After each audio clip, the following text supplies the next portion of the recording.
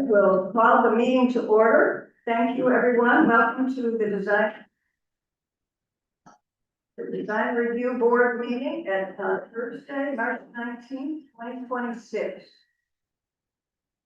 I would ask for a motion to approve the agenda. Chair, I wonder if I might offer such a motion, but also ask for an amendment to the agenda. Yes.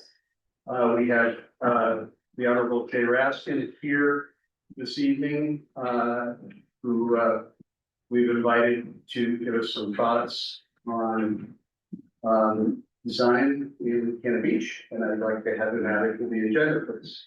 Wonderful. Any objection to that amendment to the agenda? We have a motion to approve the agenda as amended. I did the amendment, so can I? Yes. you I can make the can, I motion. can make the motion. Yes, yes. Okay. All right, and I would second that. Tessa, will you call the roll as to this agenda? Board Member Bueller, Yes. Board Member Clausen, Yes, Board Member Rainey, Yes. Chairman Rotten. Yes.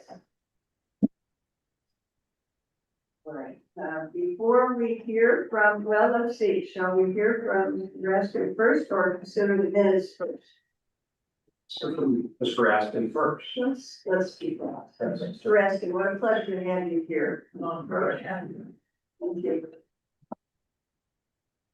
I have served as a design review board. Very good. I believe you're on the first design review board, is that not right? I don't know.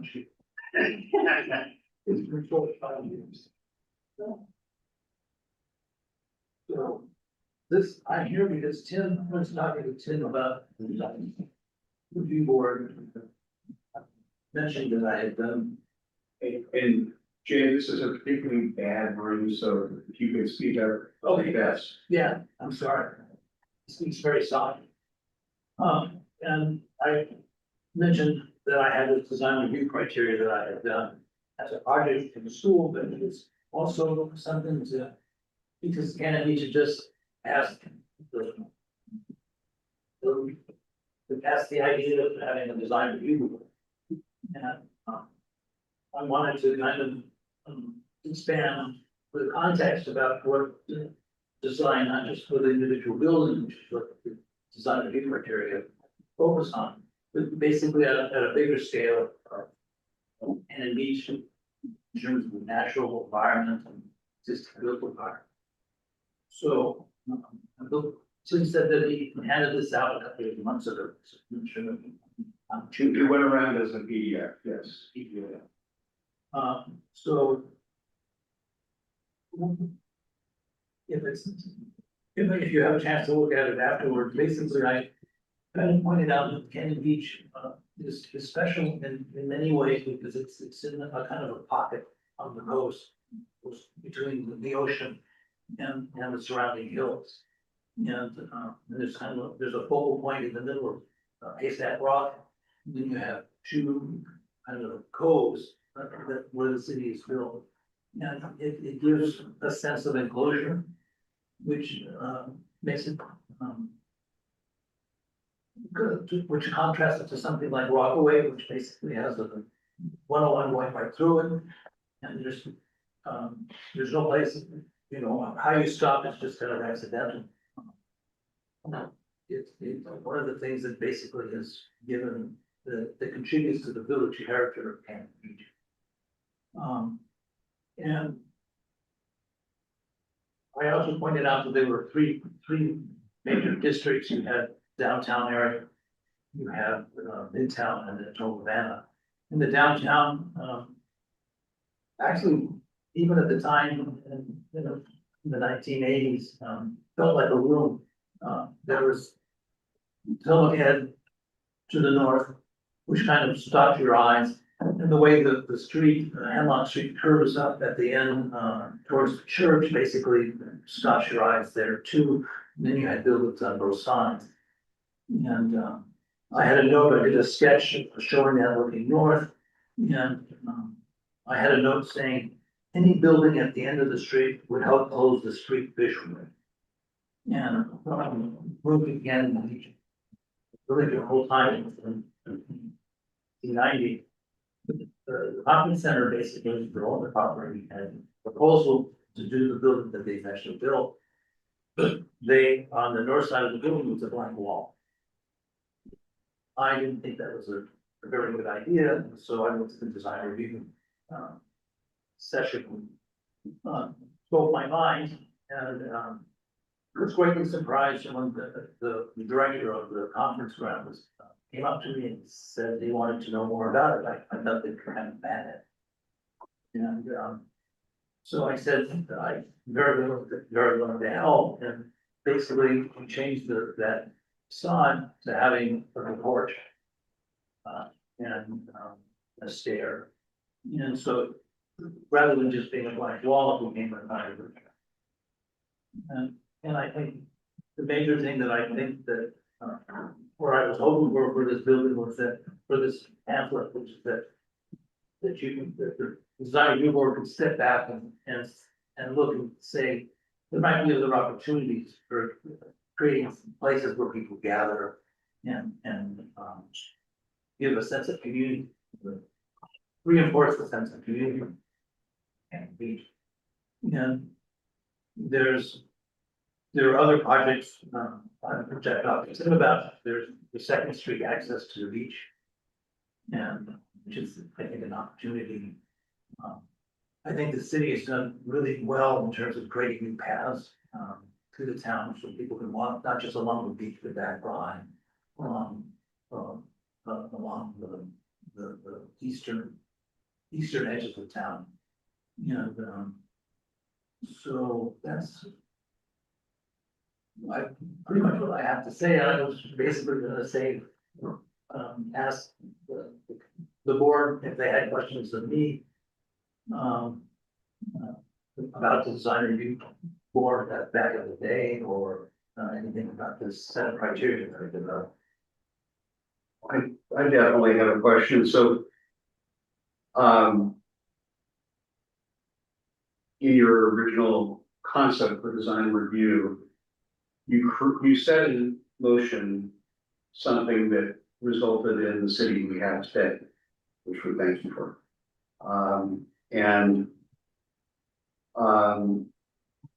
The question is, have we upheld the design standards? You're familiar with the town, you're here periodically, I know. What's our report card? I think it's 45 years later. I think it's pretty good. And one of the things is that when you could talk to Reinbach, there was a big discussion about how to write design review. And I'm a big concern about doing it in such a way that said the buildings all have to look alike. And that wasn't what the intent was. And I think there were some legal things that basically would have precluded that as well. But it relies a lot on the judgment of people who sit on the design review board. The hope was that people would be chosen who had some background, but that's not always the case. So over the years, it's basically the people who develop a sense of what the community is and now there's examples of things that have been built since then that help with that concept. There's a change in stylistically as things that change.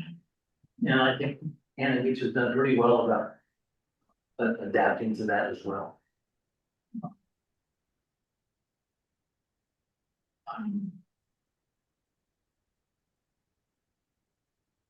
Trying to think of, well, there's Bill's Tavern. I mean, when this thing was written, Bill's Tavern was just a small shack. A pitched roof, and it became roomy and a restaurant. And it's in all, and then, yeah, I think I have slides of Hampton Beach. that I took in the 1980s, but I'm not sure where they are.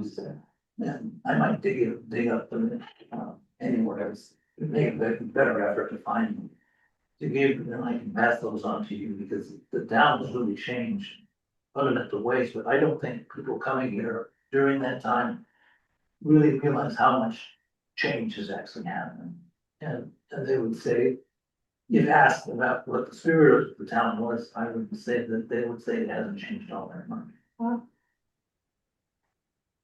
Jay, there's certainly a move afoot to create more middle housing and perhaps in the downtown core, particularly Spruce Street, but maybe dormers above some of the shops.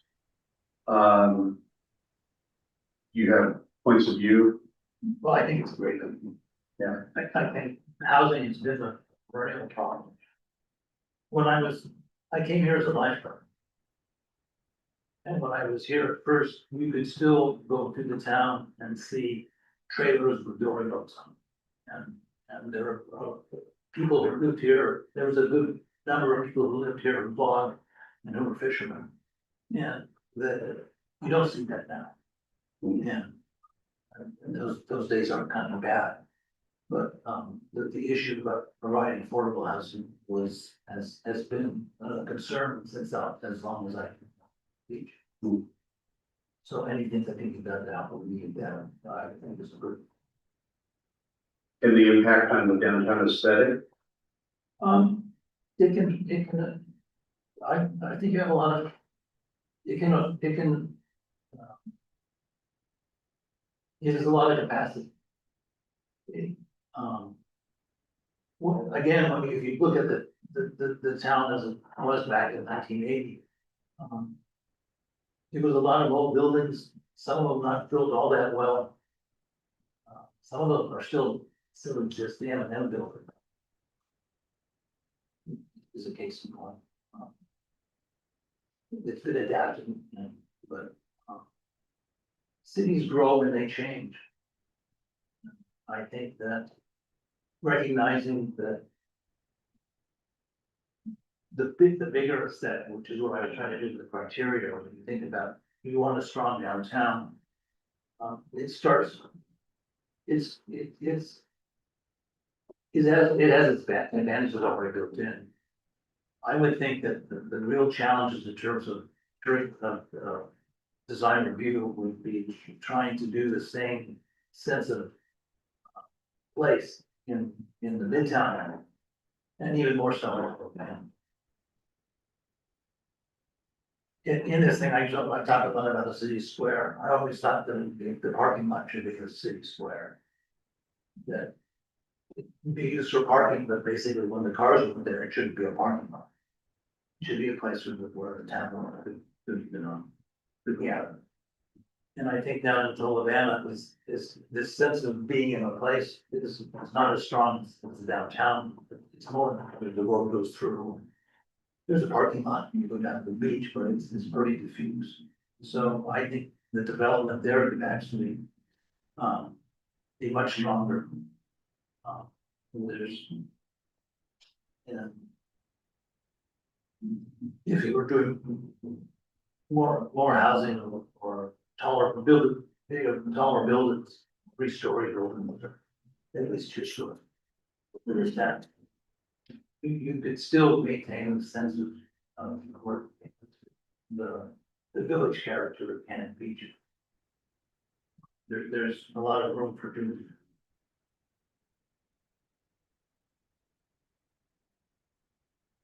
Question, offering a word on how you would see the Second Street Plaza impacting the city should be built. Well, I think it's. People come to Cannon Beach, you go see the town, and you shop at the house of the beach. And this. Well, this came out of a discussion with Ryan about trying to make it more of a place, not just sort of street with little cars inside. And some sort of a nicer stair down the beach. The existing seawall basically precludes doing very much in terms of the stair. You know, when you pack it on, I was involved in the project when the seawall failed and we built. All of the pretty much taken the place for the. It struck me that this is a place that's in the center of town, where we move the town to really celebrate the junction between the city itself and the beach. And the other place on that's important is the Portland and the city hall. That's pretty much baked in. Parking lots and the hotels.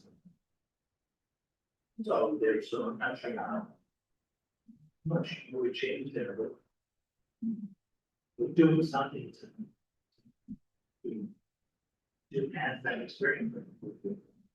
Good morning, Chris.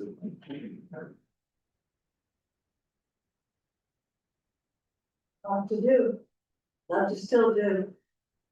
That's so insightful, thank you, it makes me see, I just got here about 2.5 years ago. And I'm still finding out how beautiful, breathtakingly beautiful this place is. And so it's so helpful to hear someone who's been here for a long time and been so involved in the process. My pleasure.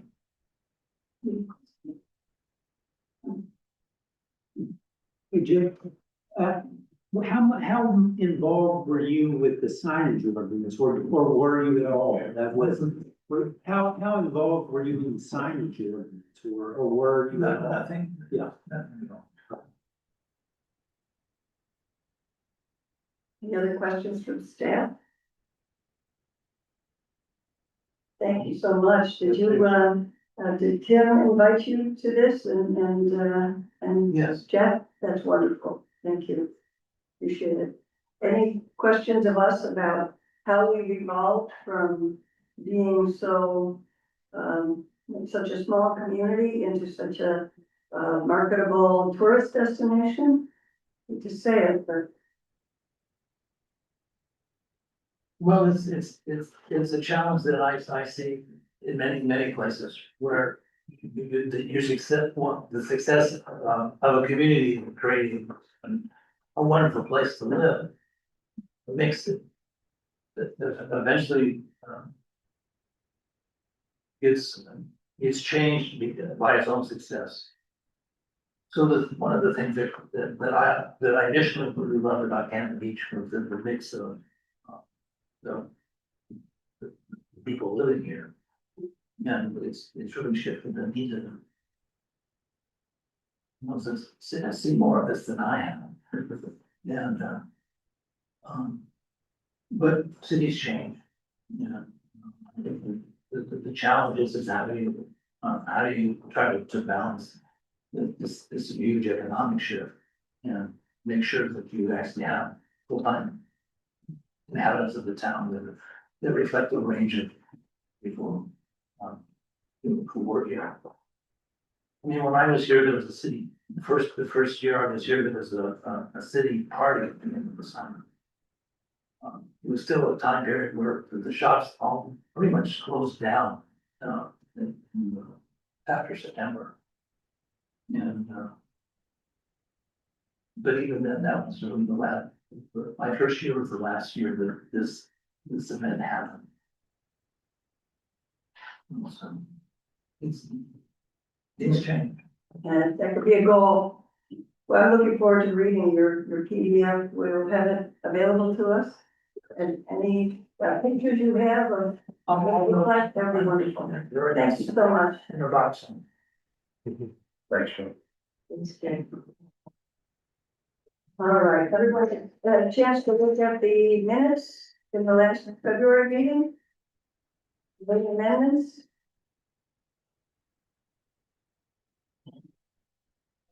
I didn't have any. Can we have a motion to approve the minutes? So moved. Second. All right, all roll on that? Board Member Rainey. Aye. Board Member Clausen. Aye. Board Member Dewar. Aye. Chair McNaughton. Aye. All right, we are at public comment. This is not, for non-agenda items only. You would like to speak during a public hearing agenda item itself, one of the two we have on the agenda. Your comments will be considered during the public hearing portion of the meeting when that item is considered by the board. You have general comments, then this is your opportunity to work. That is general in nature. Do I have anyone that would like to speak during public comment? No. All right, so we will go on to the action items. We have DRB 2605. That's an application to review exterior lighting fixtures. This is a quasi judicial hearing regarding DRB 2605, SR Lodging LLC, Teslema Sultana on behalf of the lodging company.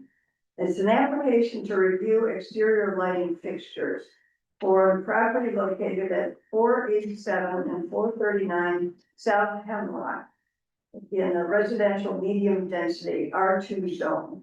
The application will be reviewed against the criteria of Municipal Code Chapter 1770-080 through 1770-100 design review criteria. Does anyone object to the jurisdiction of the design review board to hear this matter at this time? Hearing none, does any commission member believe he or she has a conflict of interest or a personal bias on the matter? Has any commission member had any ex-parte contact or made a site visit? Site visit. Visit, all right. All right, so staff report? Yes, good evening. The applicant proposes an after-the-fact review of exterior lighting modifications on Nashville hotel properties owned by SR Lodging LLC. The new lighting fixtures include a combination of building mounted and landscaping fixtures such as bollards. The fixtures were installed in early 2025, and the improvements came to the city's attention through a code enforcement complaint. During his review of the complaint, the city's code enforcement officer determined that the installed lighting conforms to Municipal Code 1770-140 exterior lighting standards and concluded the investigation into the matter after instructing the property owner to file for design review of the improvements. As this application does not propose any changes to the site layout, this criteria has been omitted from review. Moving into the approval criteria for the architectural design standards. The staff comment is that building mounted lights at the north side, which is 439 and 487 South Hemlock Street, consist of the installation of a total of 8 west gate fixtures with 6 at 439 and 2 at 487. 7 of the lights are described as having a red color photo cell and 1 having a blue color photo cell. These fixtures have a bronze colored metal body and adjustable luminary. Of the 7 red fixtures, 5 face East Adams Street, 1 facing the off-street parking area between the 2 addresses, and 1 faces East Jefferson Street. The blue fixture is mounted to the southernmost building on the 439 address property. Building mounted lights on the south side consist of 7 wall mounted 40-watt fixtures along the northern building facing West Madison Street. 3 20-watt versions of these fixtures are mounted at various locations near the western property line. These fixtures have a metal body and shielded non-adjustable luminary. During a site visit on March 4th, 2026, Community Development Department staff verified the placement of the light fixtures and observed that several were placed in areas that do not illuminate off-street parking areas, building entrances, or walkways, and are instead oriented toward the public right-of-way. Specifically, 3 fixtures at 439 South Hemlock are facing East Adams Street. 1 fixture on the southern wall of 487 South Hemlock Street facing East Jefferson. 7 fixtures at 632 South Hemlock are facing West Madison Street. And 1 fixture at the northwestern corner of 632 South Hemlock is facing the driveway of the property immediately to the west. These sections of Adams and Madison that are illuminated are designated as no parking areas by the city. Moving into the landscape design criteria, the staff comment is the landscape lighting at the north site consists of a description of various fixtures at 487 facing the parking lot exit. A number of other round step lights are placed at various locations around the site. 5 of these round step lights are mounted on the fence facing East Jefferson Street. Various other landscape lights are located across both 439 and 487 South Hemlock. Landscape lighting at the south side consists of various light fixtures within the courtyard area between the 2 lodging buildings. During a site visit, again on March 4th, city staff verified the placement of light fixtures and observed some that are placed in areas that do not illuminate off-street parking areas, building entrances, and walkways, and are instead oriented toward the public right of way. Specifically, 5 closely spaced fence-mounted fixtures were observed on East Jefferson Street. While this section of East Jefferson is available to be used as publicly accessible on-street parking, it does not fall within the boundaries of 487 South Hemlock. During an after-dark visit on March 6th, again, city staff observed the fixtures made the property appear visibly different from surrounding neighborhood due to the number of fixtures, their proximity to each other, and the amount of lighting being produced. Moving into the exterior lighting standards. Here we go, John.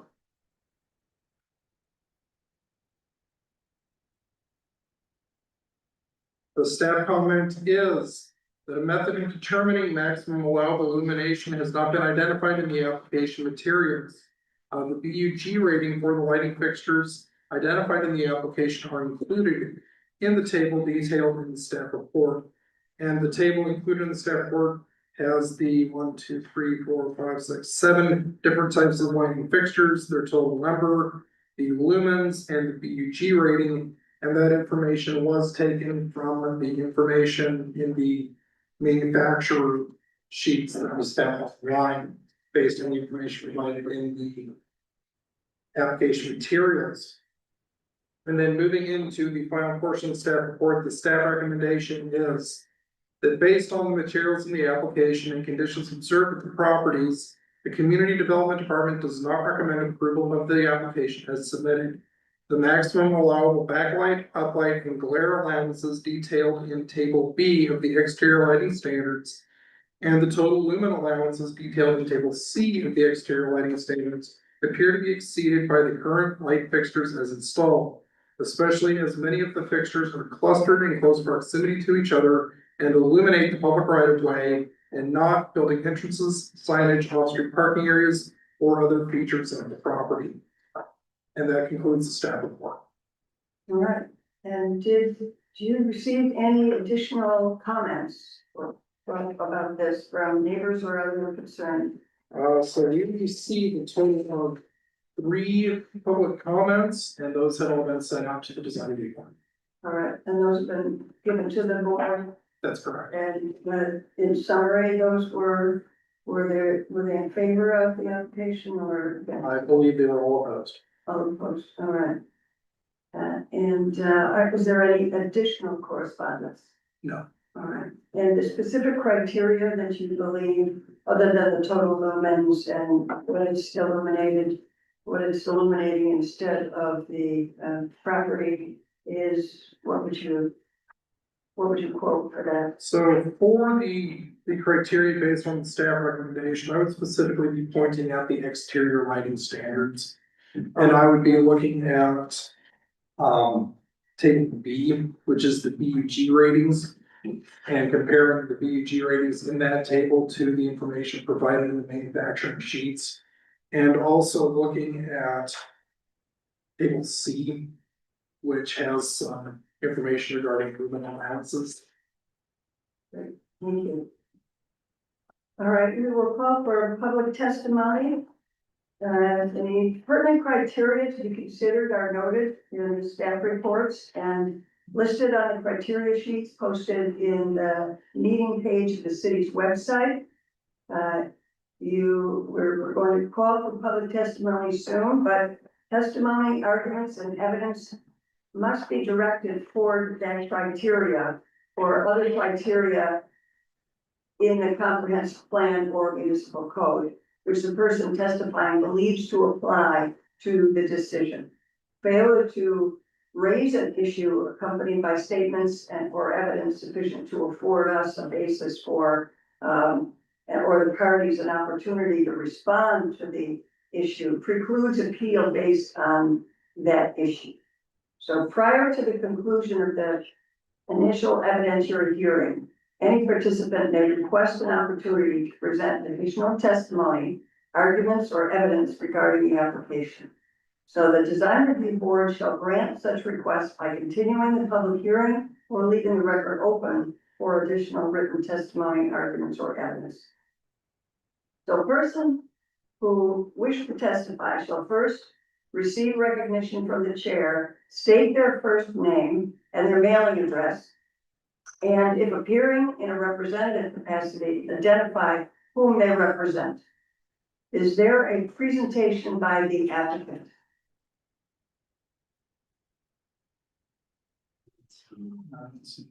Hearing none, are there presentations by proponents? People in favor of the application? No, are there any presentations by opponents? Anyone want to speak against the application? Do you know that Jessica's son wanted to make a statement, and I'm seeing two Jessica's sons on the Zoom call. So I'm not sure which one to call on. And could they just raise their hand, and then that should. Right, raise your hand, turn on your microphone.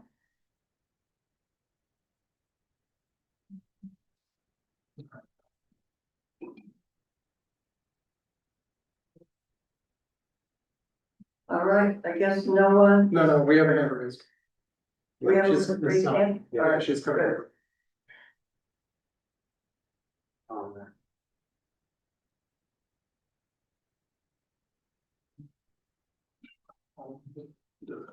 Okay, Ms. Sun.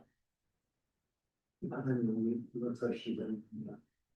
She'll mute herself. Yeah, Miss Sun, I think you'll have to unmute yourself.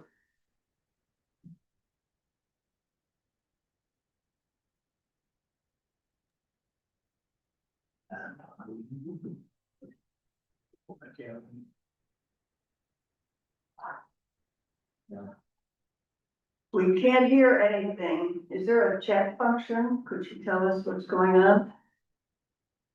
No, All I have is a ask to unmute, and I can't unmute her, all right, right? Oh, there's, It's muted now. Can you hear me now? Oops, sorry. great.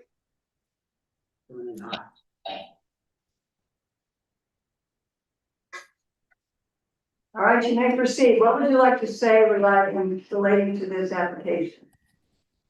I'm sorry, I'm just having a really hard time hearing. Pardon? Yeah, go ahead. You can proceed to say anything you want with regard to this application. Okay, thank you. My name is Jessica Sund, 128 East Adams Street, PO Box 1034, Cannon Beach. I did send a letter. Hope you had a chance to read it. I just wanted to reinstate that I live across the street from one of the parking structures for these units. And lighting was erected in May of last year. And I sent you some pictures that you hopefully had a chance to look at. But since that time, I have lights that shine into my living room through my kitchen door when it's open with the glass. It shines upstairs, and the lights that appear on East Adams Street on the, not the parking structure, but I don't know the addresses, but it's on the corner of Hemlock and East Adams Street. And there are 3 lights out there. They shine into my bedroom.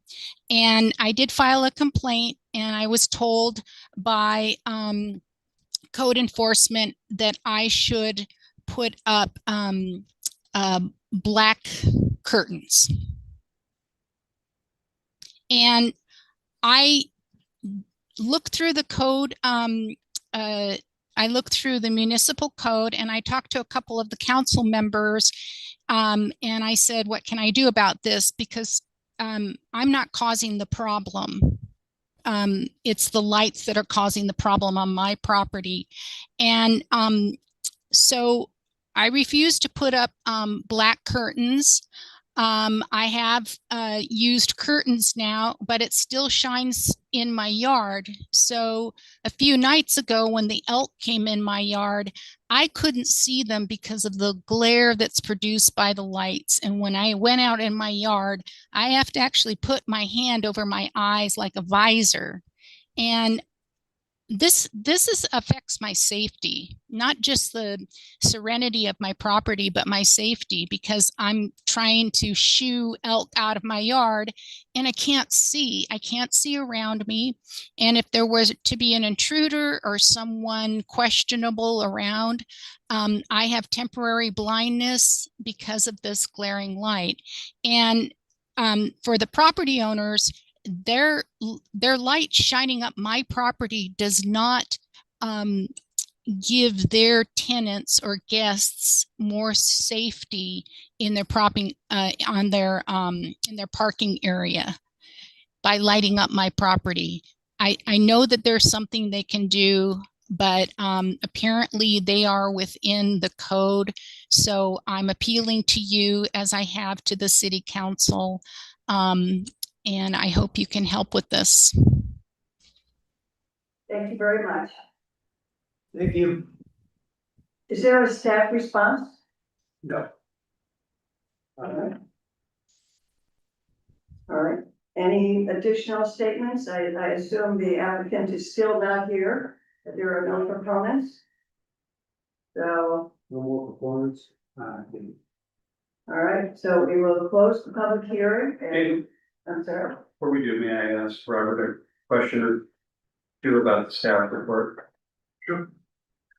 Robert, I'm sorry, this is an area that I'm relatively not well versed in, so I apologize to tell you this is ignorant, probably all is ignorant. Is it, this bug rating, I totally get uplight. I'm not sure I get backlight. And glare seems intuitive. Is this something that could be addressed by the lower wattage luminaires in the fixtures, or are the fixtures themselves contributing to this problem? So possibly, yes. I don't know enough about the fixtures, how they were installed, enough about their kind of manufacturing background in order to answer whether or not they can be dimmed. There is certainly an opportunity to reduce the number of fixtures and to not necessarily have them 2 feet apart. That was one of the things when I went by there on that off-hours visit. They were very clustered together, and that created a very high concentration of light in a given area. And so that could possibly be one way to reduce the impact, would be to reduce the number of fixtures. And as far as reducing the output of an individual fixture, I don't know if that is a possibility. Maybe, would Daniel know, Daniel, what type of bulb? So the majority of fixtures, the wall mounted, ones that are rectangular in shape, those are the ones along the north. Well, actually, are along all edges. Those are a sort of all-in-one LED type fixture, so there's not a bulb that could be changed. Okay. The one thing that did happen, involving Miss Sun's earlier complaint. The lights were adjusted, the ones by the parking area, to angle a little bit more further down. And some flashing was installed to reduce the amount of light that was going out into towards the street. And I could be wrong on this, but I think 60 watts is roughly like 790 lumens or something like that. I have probably some Home Depot level of knowledge on this.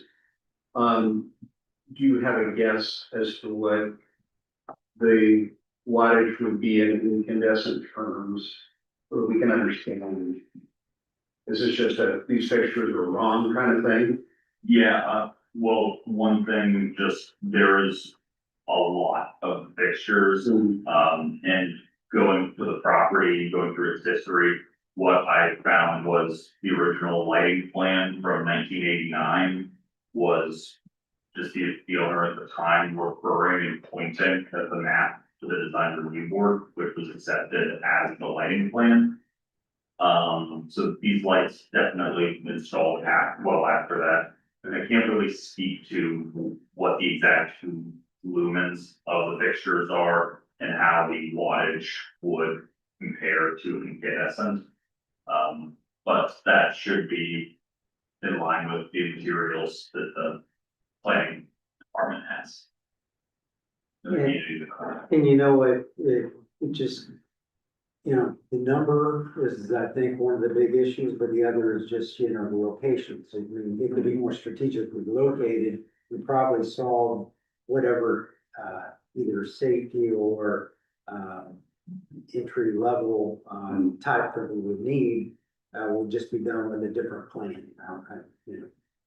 I mean, I could envision the same number of fixtures. They could have one watt LEDs and no one would complain. 2 watt LEDs are available.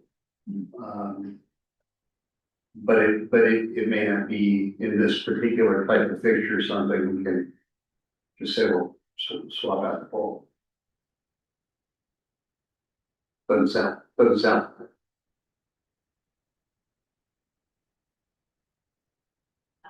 That's what it sounds like to me. It's a one fixture LED that's just sold as is. It's not adaptable. Do you have any questions about the lighting issues? Well, similar to Tim, lumens and bugs and all of that is new language for me to try to comprehend, but in my site visit, I just wondered, it seemed like a lot of it was too high, and so all of the light is just going, and I wasn't sure placement. I can understand for safety reasons maybe, but it seemed like it's over what might be needed just for safety. Particularly looking at West Adams, it seems like where the right of way is just lighting up the street without an entrance or a doorway, maybe the windows or something, but without the applicant here, it's hard to understand just what this light project was hoping to achieve. It sounds like basically what it's done is cast light into neighboring properties. I just wanted to add with those lights along West Adams, the one above the parking area is believed mounting heights, away from the property line approximately. Whereas the three that are building mounted closest to Hemlock are less than one mounting height away from the property line, and that's what is taken into account when determining the buffer gradients.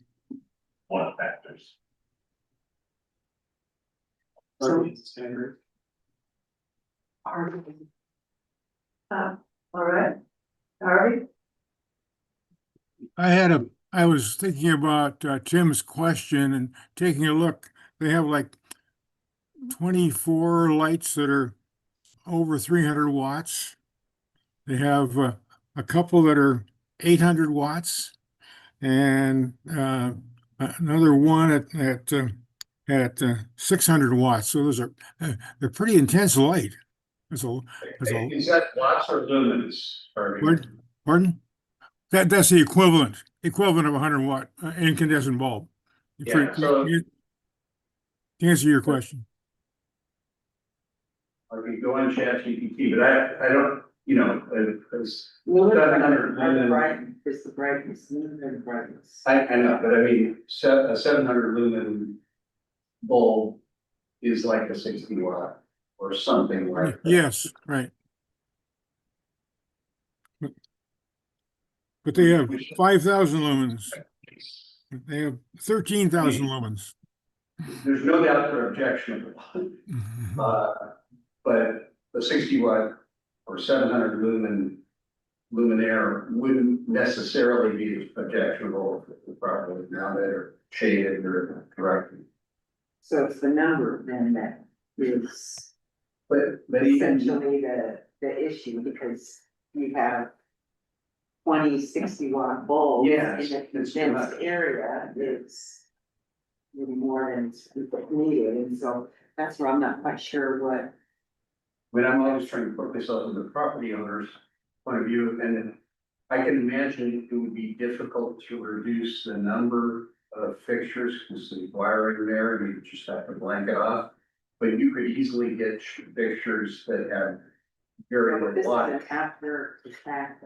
from that. Oh, no, I totally get it, They could have, but I mean, if they put No. 1 watt bulbs in there, 1 watt LEDs, I doubt you would have an issue. yeah, I'm not sure that that's within our purview is to tell them what Yeah, watt bulb to you're right. use, and so I'm happy to go with staff recommendation to deny this application.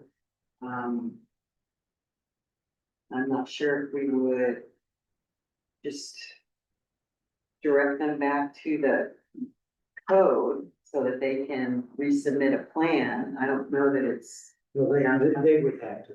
yeah, We don't have to direct them. Okay. For yeah, them to use the lighting, we'll have to. But I- Fine. I'm not sure how much I can give them for what they've already done if it wasn't done correctly, so. Well, for the record, the public hearing is closed and we are in consideration stage. So do we have some discussion among the panel about the compliance with the criteria? Is there a motion to approve the architectural design? There a motion to disapprove? Do we have any discussion on the architectural design? Harvey? Yes, If I may for a moment, this could be considered as a single motion instead of doing a architectural or landscape or. okay, It could just simply be a motion for the entire application. all right, so this is a motion to approve the, this is an amended, matter, that this is an amended lighting. Yeah, no, I don't think there's any. No, okay, so it's just an application to approve the changes that they've made in the lighting. Or it's just a motion. If anybody wants to make. a motion, I make a motion to deny the application as submitted, 2605. 2605. Based on our municipal code, for lighting. Second. Any other discussion? I'm wondering about dark sky and how that might, Dark sky has, if that will ever, So that will be, we're having a meeting next week with, a city council member to discuss that, so I know it was brought up earlier. So it would still have to come through, planning commission and city council, so. But I know there's been some work done on that. okay, And the dark sky would be the view of, oh, It can be part of that. yeah. well, that, yeah. All right, so we should call the roll. Motion and a second. Board member Huber,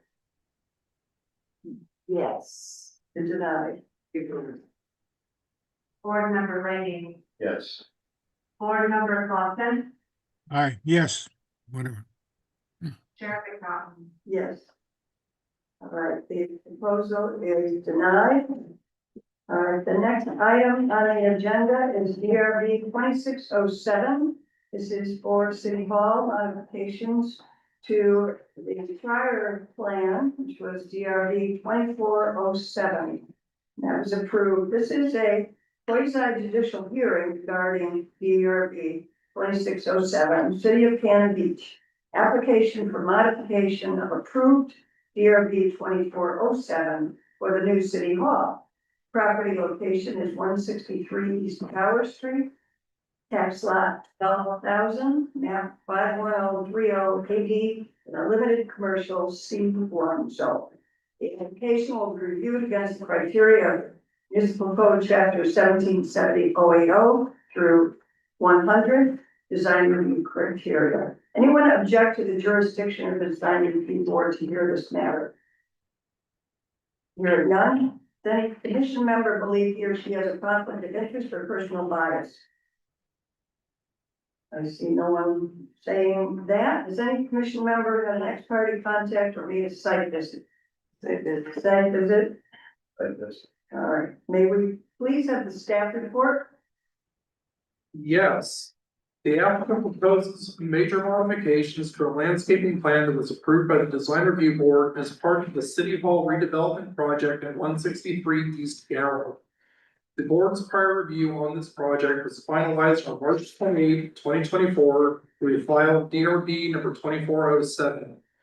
The application proposes the following three modifications. Replacement of the existing railroad tie retaining wall separating the City Hall property from the public parking area on Evergreen Avenue. Revisions of the landscaping plan along East Gower Street. And retention of an existing streetlight at the intersection of Evergreen Avenue and East Gower.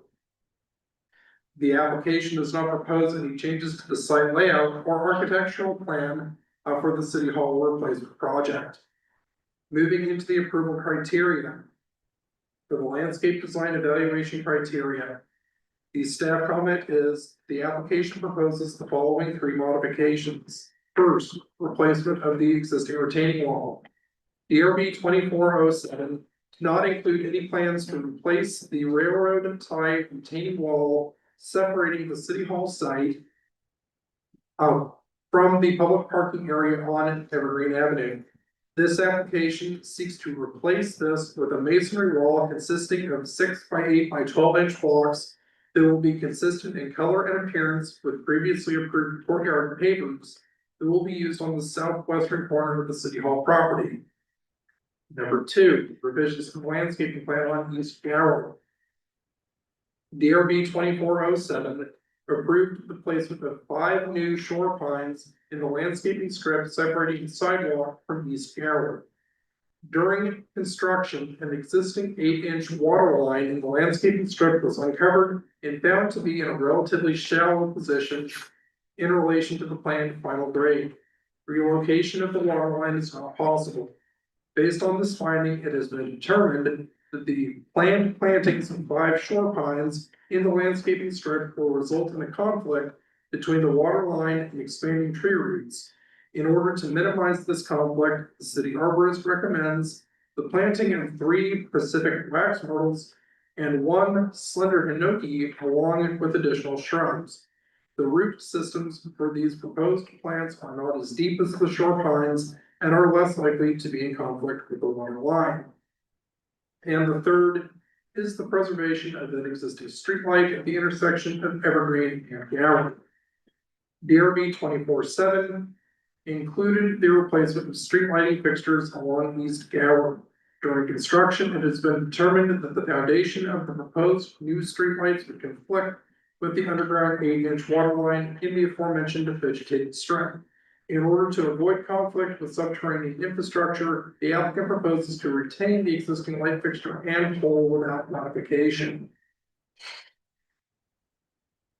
The landscaping plan for the landscaping proportions conform to municipal code 177120 of landscaping standards, which requires that non-residential uses provide no less than 20% of the total area for landscaping, with no less than half that amount being vegetated. Approximately 11,887 square feet are to be landscaped, with 67% of that amount being vegetated.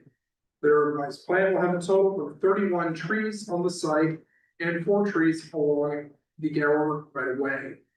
A mature shore pine at the intersection of Gower and Evergreen will be retained. And that concludes the statement. Is there any additional correspondence? No. We're gonna call for public testimony. The pertinent criteria to be considered are noted in the staff report and listed on the criteria sheets printed in the meeting page of the city's website. Again, testimony, arguments, and evidence must be directed toward that criteria or other criteria in the comprehensive plan or municipal code, which the person testifying believes to apply this decision. Failure to raise an issue accompanied by statements or evidence sufficient to afford us an opportunity to respond to that issue precludes appeal based on that issue. Prior to the conclusion of the initial evidentiary hearing, any participant may request an opportunity to present additional testimony or arguments or evidence regarding the application. Design Review Board shall grant such requests by continuing the public hearing or leaving the record open for additional written testimony, arguments, or evidence if we need to, based on that need for additional testimony. Persons who testify should first be recognized by the chair, state their name, mailing address, and representative capacity, if that's how you are here. Is there any presentation by the applicant?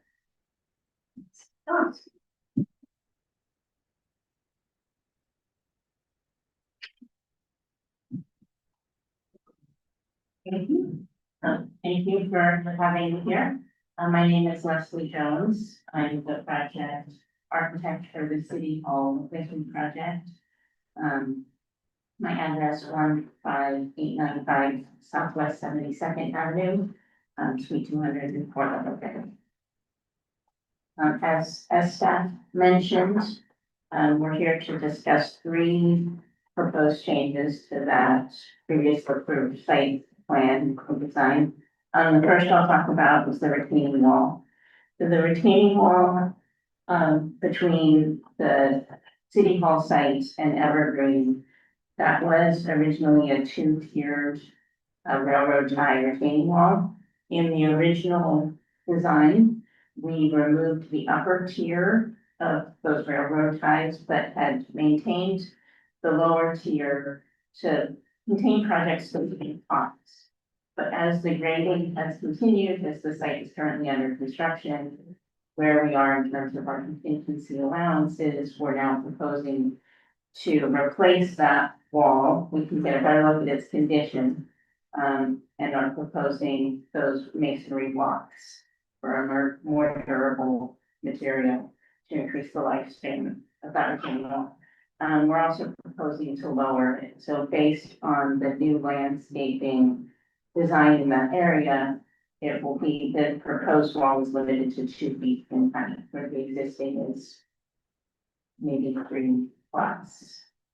Along with that retaining wall, there would be some additional plantings behind it, again, to blend in that area and the transition. Regarding the landscaping along Gower. There, as staff mentioned, originally we had proposed based on coordination with the arborist, 5 short pines. Given the location of that water line that we discovered, we were concerned with the root area. I believe we do have Jeff, the arborist online too, if there's questions for him. Another concern we brought up is there is a current infestation in short pines. And so regardless of the water line, he is suggesting an alternate species. The water line is the most shallow at Evergreen and then gets progressively deeper as the line moves east. So we shifted the proposed trees, all 3 of them, we shifted them eastward, where we have a little more depth, and then that Pinnacle cypress, that's the furthest east. That's the largest tree we're proposing and where there is more depth before it hits the water line.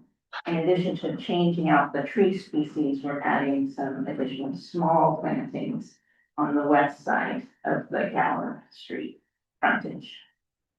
Overall, we made no change to the planting list.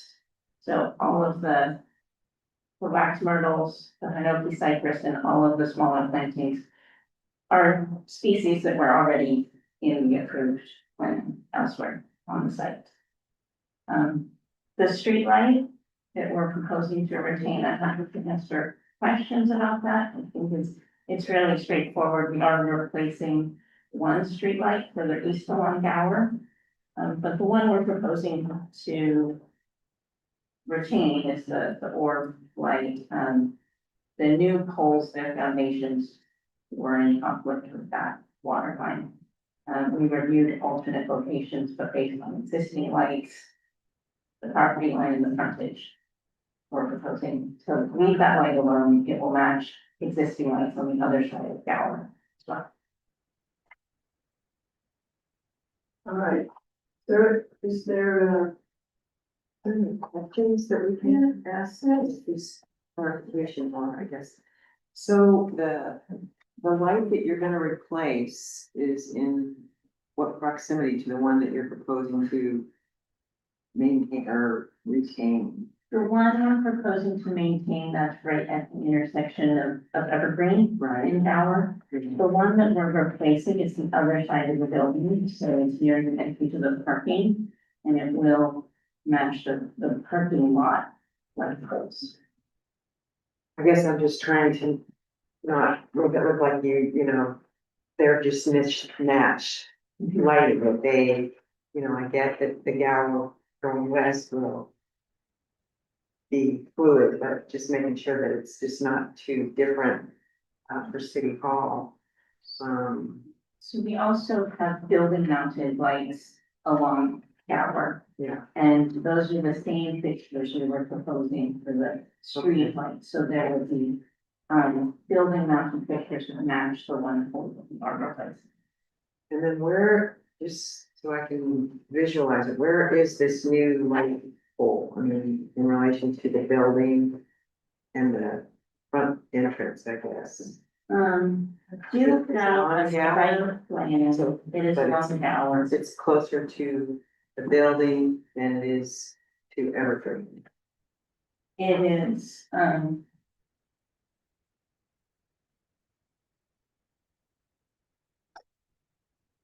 so I think we could maybe see it better on the plan, a couple slides back.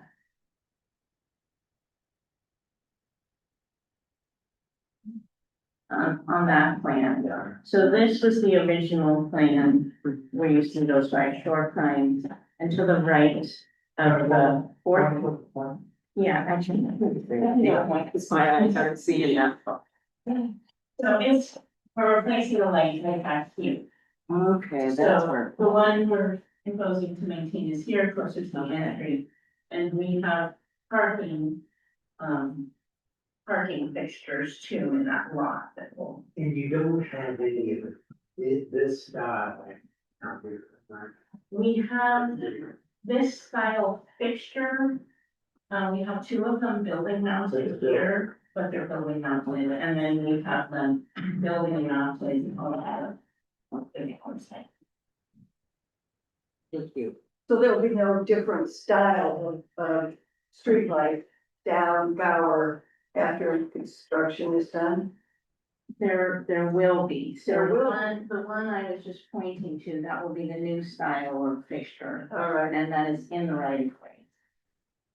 It will match the style that is on the property, but it won't match other street, poles along Gower. okay, and the ones that are there now are like, look like gas lights, they will stay, most of them. Or, yes, Yeah, those ones, Right, okay.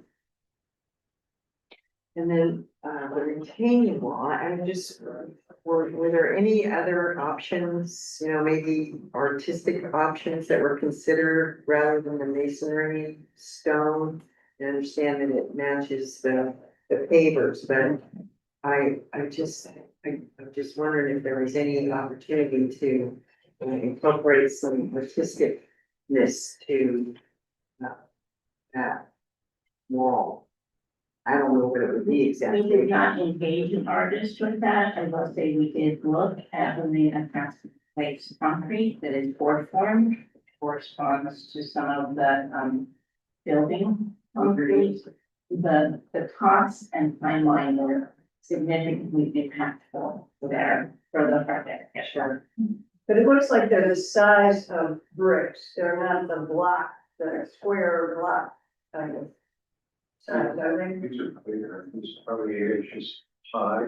They are bigger than a standard brick. Right. It's only, 2+ inches high, but they're not the standard CMU block. I mean, I'm just wondering, are there, I mean, could you do like different colors or something just to break it up so that it's, I mean, so you've got your flat stone and then you've got your wall. I'm just wondering if there would be any sort of artisticness that you could do with the coloring. I don't know. That's, you know, artistic enough to, but just trying to bring some art to the project. Right, it's the first side of, You know, just some uniqueness and, you know, it's a pretty substantial building in a beach.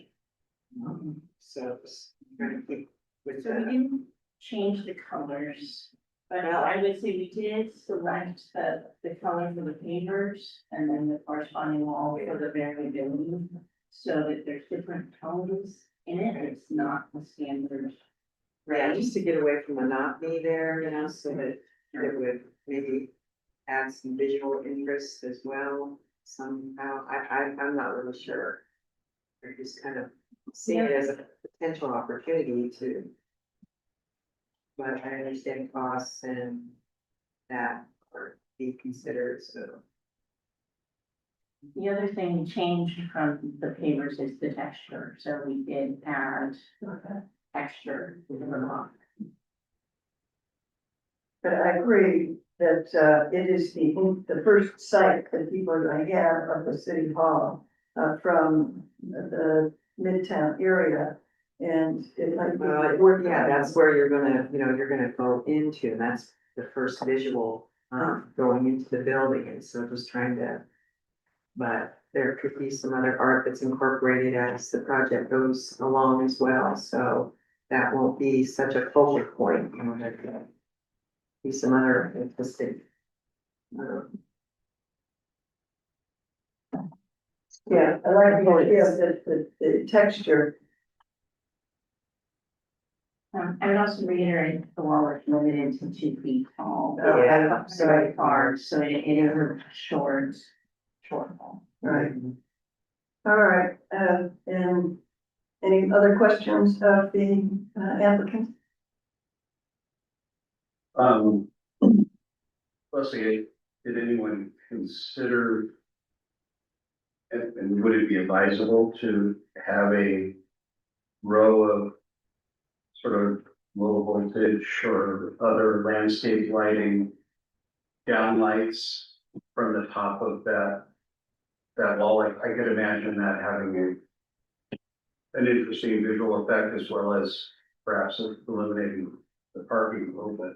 So we don't have downlights on that wall. We do have exactly those types of lights that you're suggesting on the other side. So above that wall, we have a plaza area with some curved benches. Yes. And we have a ramp that goes from the Evergreen parking lot to that plaza. So along that ramp and in those benches, you have downlit lighting. Is that ramp, it's no longer vehicle, it's a pedestrian ramp? Correct. Is that the ADA ramp? That is one of two ADA accesses to this one. Two ADA access. Both sides or one, different sides? For the parking lot at the top, I would guess. So we have a accessible parking stall along Gower. And that, the sidewalk there and the ramp to get to the building center, that's all accessible. And the ramp from the Evergreen parking area is accessible to get up to the plaza and then around to the other ramp to get up to the building door. If it's helpful, we can look at the site plan again. Anybody like to do that? I guess my comment would be it's probably a nice improvement over an old railroad tie wall. And it might not be what we would design, but it's in the right direction. So I'm sort of comfortable with the concept. All right, any other questions of the applicant? Do we have any presentations by proponents? Opponents? Is there a staff response for this discussion? No, I agree. I don't think, retaining 2-foot retaining wall should be a feature, visual feature, especially when it's behind cars, I could think you just want to be function switching. All right, good point. All right, does the applicant or proponents wish to make any additional statements? All right, so we're gonna close the public hearing and move to consideration. Thank you. Thank you. Is there a motion to approve let's start with we've got a site plan. The site plan's not being changed. All right, Sign the architecture, again, this is another one where we could simply consider this as a motion for the entire application. all right, okay, it's motion to approve the entire application, including the landscape and architectural elements. I move to approve DRB 2607 as submitted. All right. Second. Second by. Right. All right. Call roll. Board member Duber, Yes. board member Randy, Yes. board member Clausen, Yes. Chair McNaughton. Yes. All right, motion passes unanimously. Thank you. Good work. It's nice to get this done. This may be your last amendment to, and then opening in August that year, maybe? That's great, yeah. Great, all right. Well, Is that height, I mean, it looks from the photos like it's 6 inches or so below grade. It wasn't quite, it's about a foot and a half below finished grade of the shallow end. It's Okay, not quite that shallow. who put that in, Bruce? Trevor. Oh, look on his face. I'm sure. All right. They wanted to dig. Do we have a motion for the chair to sign the appropriate orders on the last two DRB agenda items? So moved. Second, Second, all right. Call the roll on that. Board Member Clausen. Always muted. Yes, Awesome. yes, Board Member Rainey. Aye. Board Member Duber. aye. Chair McNaughton. Okay, all right, that two passes unanimously. And thank you, everyone. We're going into a work session now on signage. You're welcome to stay. Thank you.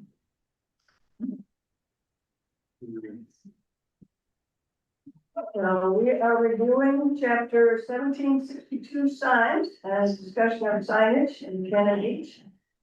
This, we want to take a break for this, or we're going to go? I'm gonna Nice do- good presentation, Yeah, I'm gonna do it pretty quick tonight and Yeah. then we'll come back to it next month, right? you know, when we have a little more time. okay? Right. So, And I'm pretty sick because of, you know, how bad it's been. okay. You know, that fucking stuff. Oh, I'm sorry. I do have two. Yeah.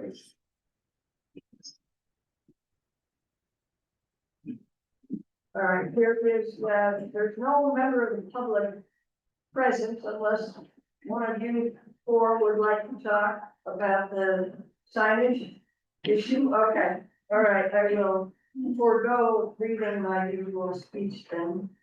Then we have, thank you for your presentation. Okay, we've got a nice, slideshow here and staff presentation. Yeah, I'll just kind of walk through with you this handout, which is the slideshow. And, I really just wanted to kind of go back through how we did the ordinance, or how the ordinance is laid out. And then give you, some scenarios on how it's being done. And then, I also did some draft language that would incorporate what I'm going to talk about. So I also have that printouts of that, so I'll give that to you when we get there. But tonight I thought I'd just run through it. If you all have any questions or whatever, feel free to interrupt or question me along the way. But then we'll spend more time on this, next time, and hopefully, we can get Darwin or some of the others also from the business community here for that one, for kind of the final one before we go into the kind of the recommendations for the, planning. So the proposed new language that you have here is not, No, it's just kind of, nothing's changing until. nothing really changed. I'll point out just one, kind of procedural thing that I'll point out to you. Something that we've been talking about, about the minor and major and all that stuff. Just kind of throw that at you for the first time, but then that'll give us time at the next one to kind of break that down and talk about it. So, if you'll go to the next one there, the ordinance really goes by frontages, by site frontage, building frontage. I mean, building frontage is really the second one down, and then business frontage. And so I highlighted that yellow, the yellow highlighter where it's referred to in the site frontage. Green is business frontage, blue is building frontage. And so this is the, major commercial district regulation, which is C1, C2, and RM zone language. And so that's really what we're basing all of the rest of this on. So the next step, site frontage means the length of the property line parallel to and along each public right of way. Then you go down to that next level, which is the building frontage, means an exterior building wall facing a street, parking lot, or pedestrian walkway. Now notice the difference between those two. The first one on the site was public right of way. Second one, they talk about facing a street, parking lot, or pedestrian walkway. And then the third one, the business frontage, means a lineal frontage of a building or portion thereof devoted to a specific business and having an entrance open to the general public. So it's only the entrance. Just uh, whatever the entrance open to the building public, and it does not specify whether that's a right of way, a street, parking lot, or pedestrian walkway, it just says open to the general public. So there's three kind of confusion points in my opinion. Next up, we'll go into that. So next slide, please. So frontage.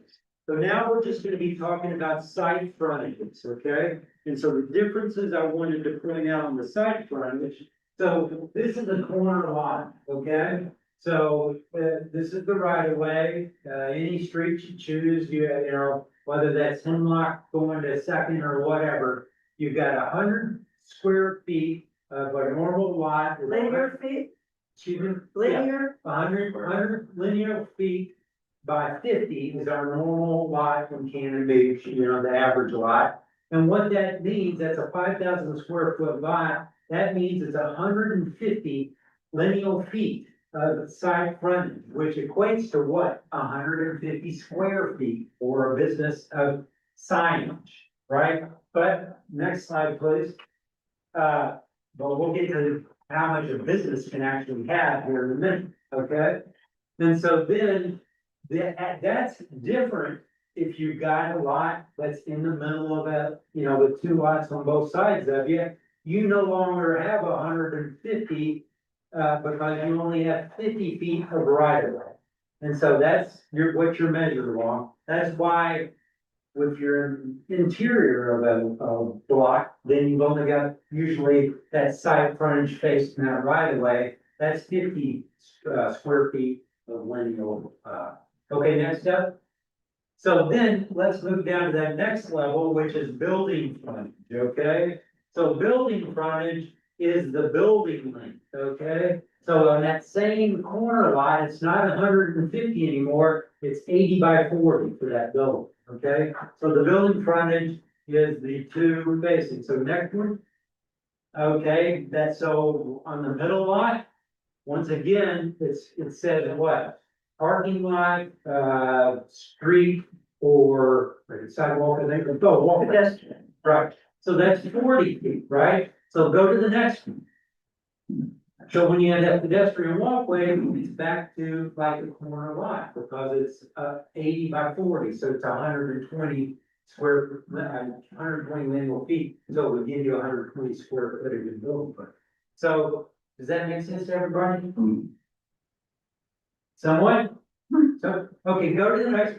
You're not counting the pedestrian walkway on your 80, 40, you're not adding 80 on that side, the third. Yeah. You are?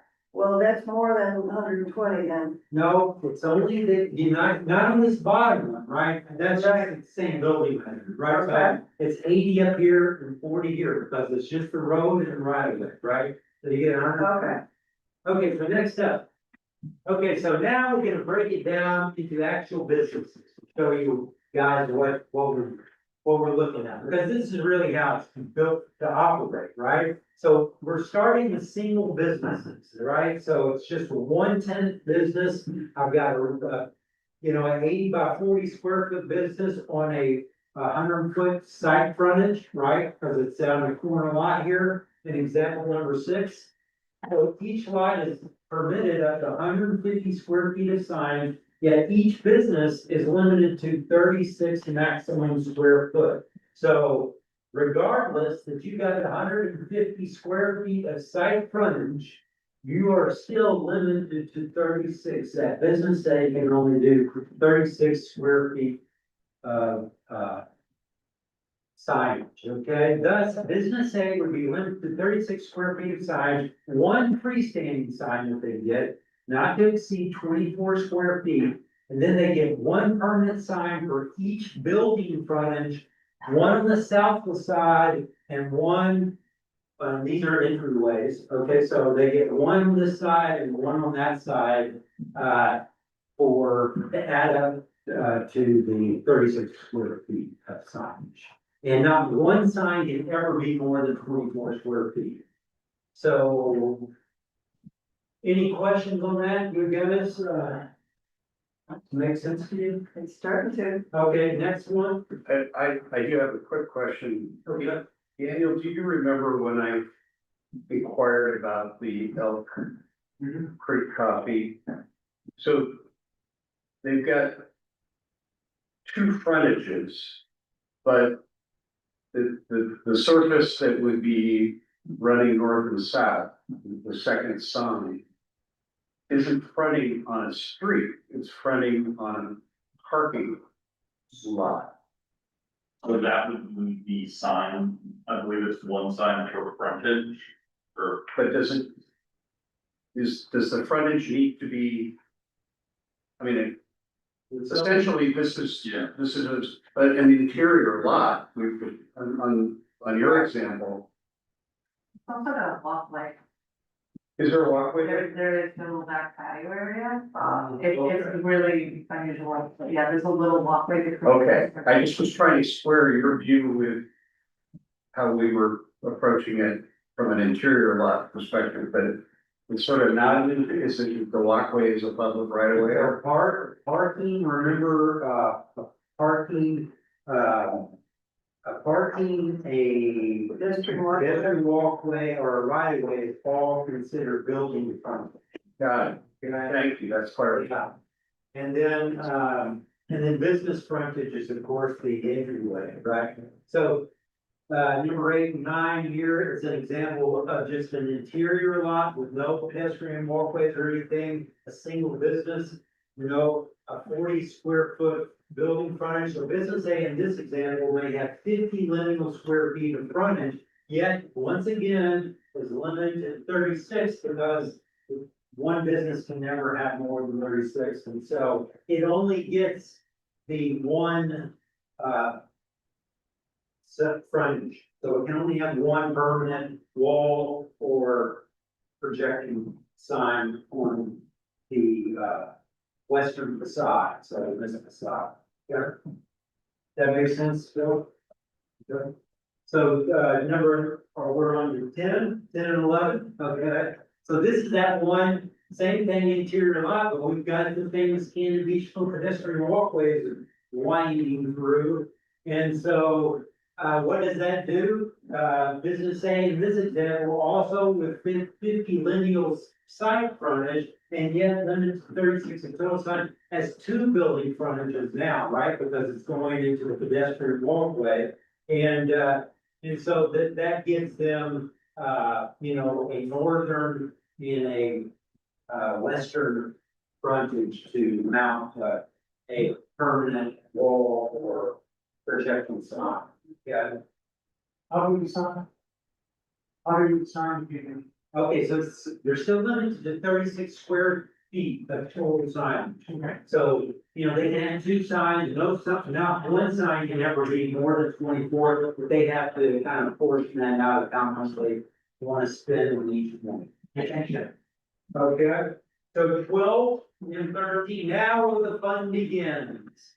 The multi-tenant, this is Cannon Beach, and this is what we now love. So this is your multi-tenant business complex, such as this example. The build business frontage for the 4 businesses total 120 square feet, and far exceeding the site frontage allowance of 50 lineal square feet. So in such instances, such as written in our code, each site is permitted a 24 square foot freestanding sign. So you get one freestanding sign, what we would call a multi-tenant sign, is what all of ours have, right? And then you get 20 minimum for each one of our businesses. So each one gets 20 square feet, which adds up to 80 square feet of total signage. That makes sense to you guys? No, do that. Good, because it doesn't make sense. No, it doesn't make sense. So what it boils down to is that, because the way our ordinance reads, you, even though with the normal is built on site frontage, right? But we say on these multi-tenant that no business is ever, or no business is limited, they always get a minimum of 20 square feet of signage, okay?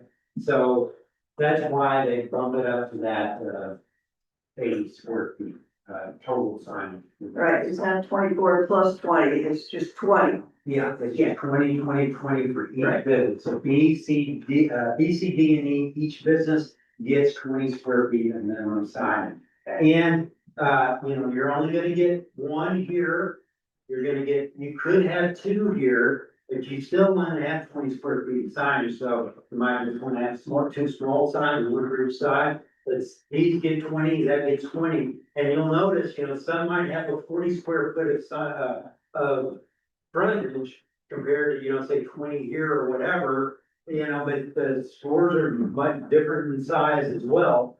So here's the next one, is the where it gets complicated. You think that's complicated, you know, now that bottom store, they've gone ahead and subdivided it into another shop, so now you've got 5 businesses, okay? And so the 5 business, once again, although there are 5 businesses with 200 lineal business frontage onto pedestrian walkways, right? Because I got double pedestrian walkways cut through there. And sidewalks, each business would be limited to 20 square feet of total signage, while the business complex is allowed one freestanding side of 24 square feet. Business B and E would be allowed to have 2 permanent signs on their 2 building frontages, while businesses C, D, and F are permitted only 1 permanent sign each on their corresponding frontages. So some of these have the corner, you know, frontages, but the others only have 1, and they're limited to just 1, permanent, wall sign or projecting sign. And then, each, would be limited to the 20 square footage, of that sign. So the next one, please. This is the really complex. So this one, you can take this home, kind of study it, we'll come back and ask for conclusion on this one. So this is the one with the corner lot, okay? And the pedestrian walkway.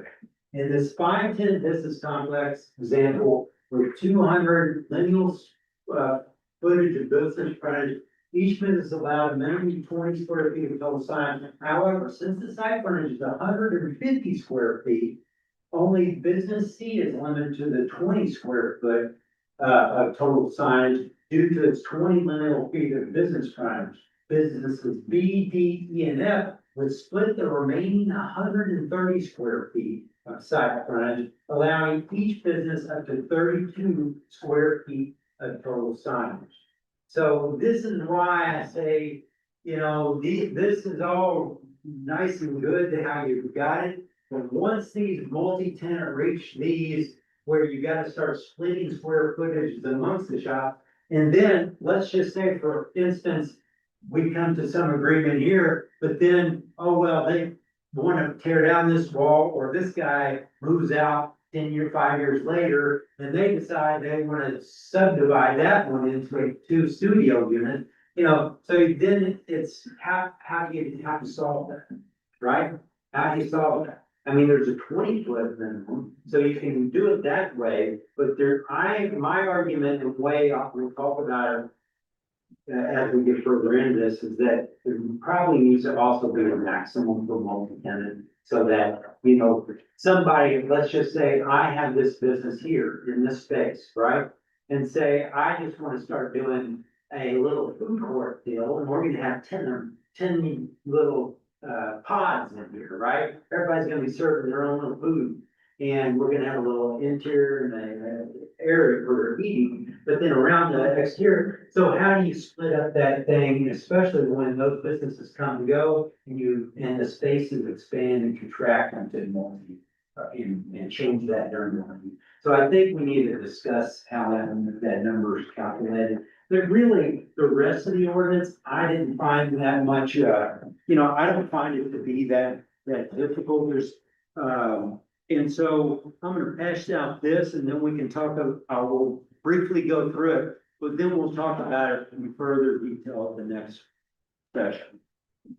Jeff, I've got a question looking at our sign ordinance on sign placement, and this is where I get confused.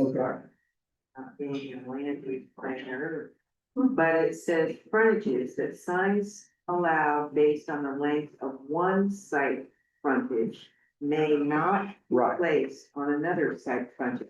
That's where Right. I'm confused about how, So you- when you say you're at a corner, but, and then you have a sign on that frontage and a sign on this frontage. Right, but they cannot, so what that's saying is you give, if you have an entry here and an entry here, you can have one on each, but you can't use this one over here and have two signs. But I thought it also says that you are allowed, you have to pick your entrance. And that's what you base your site frontage on, is where your entrance is.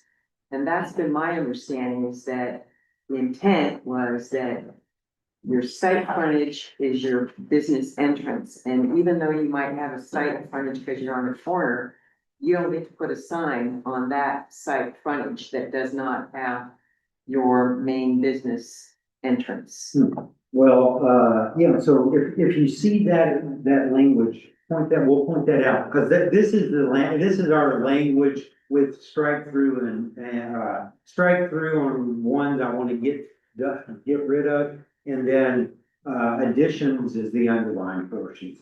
So just to walk through kind of the changes on this, I think, Robert, if you go on the next one, what is this? Yeah, so this, I boiled down all of what we just talked about into this right here.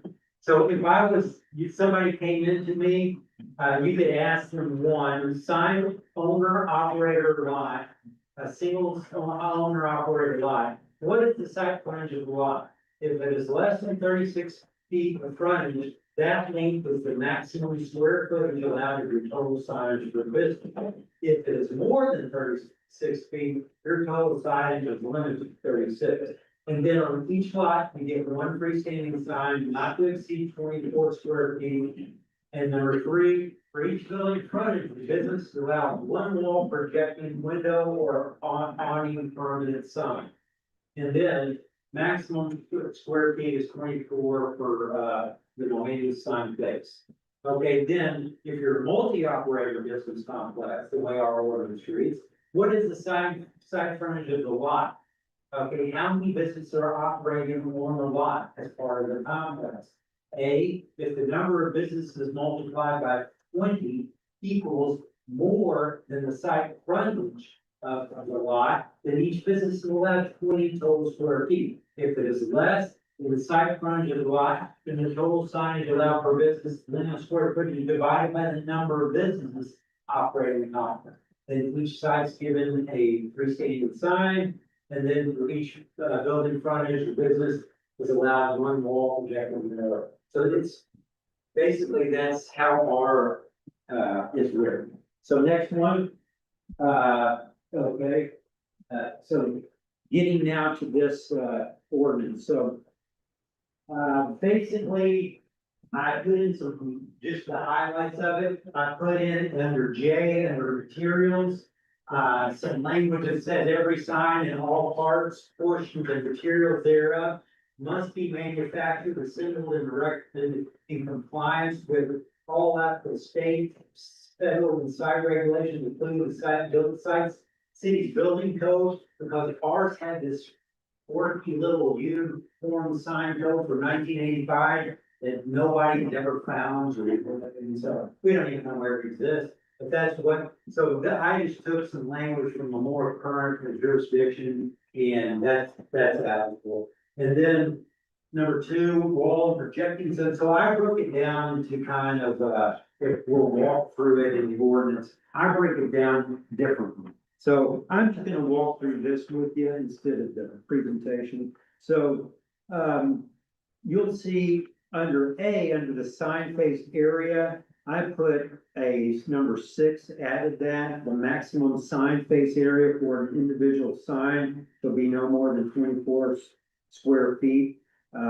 or the lineal of the business frontage, whichever is less. That just clarifies right at the start, what is said again and again back in the actual regulations for the district. And then, on the next, on page 4, under materials, that is just what I just showed you. And then I struck that freestanding sign O, because I don't know, you know, I don't really like it, where that is. I just put it back into, I put it, how I drew this up is that now we go into each of the base zone regulations. And so, and then under each base zone, then you'll see, where you can put what types of signs that are allowed in those. And so, the total square footage, permitted per lot, I specified that. Then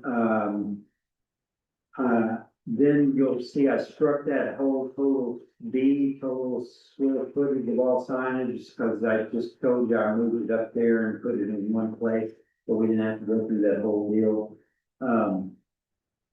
And so then, 2 is the total sign square footage permitted per business.